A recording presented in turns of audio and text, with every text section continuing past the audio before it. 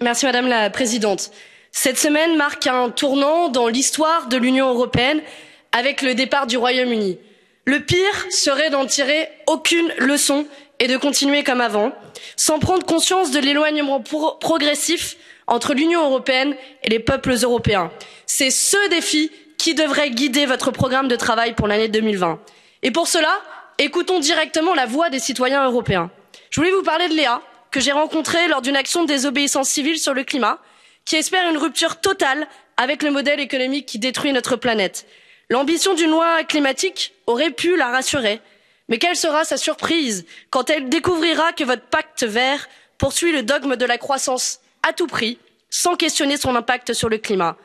Léa, comme tous les jeunes mobilisés pour le climat, demande de la cohérence. Imaginez son incompréhension face aux produits issus de l'agro-industrie qui inondent son supermarché et sont financés par la politique agricole commune.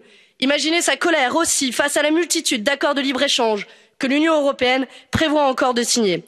À la place, Léa espérait que l'Union européenne favorise le commerce de produits qui n'ont pas fait 3 fois le tour de la planète avant d'arriver dans son panier.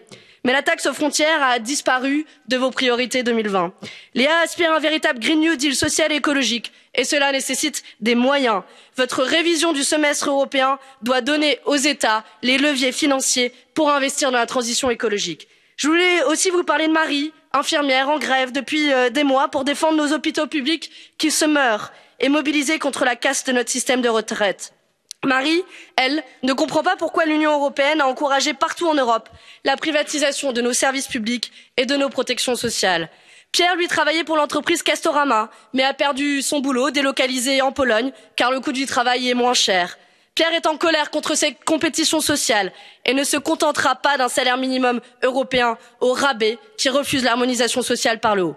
Kevin aussi, livreur à vélo, a besoin, lui, d'une régulation européenne des plateformes pour que cesse l'exploitation des travailleurs ubérisés.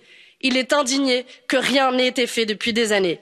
Léa, Marie, Pierre, Kevin ne comprennent pas non plus pourquoi leurs impôts augmentent alors que les multinationales ont arrêté d'en payer. Ils n'en peuvent plus de voir l'influence des lobbies sur les décideurs européens. Mais j'ai eu beau chercher dans votre programme de travail, aucune trace de l'autorité éthique, de contrôle éthique que vous aviez pourtant promise.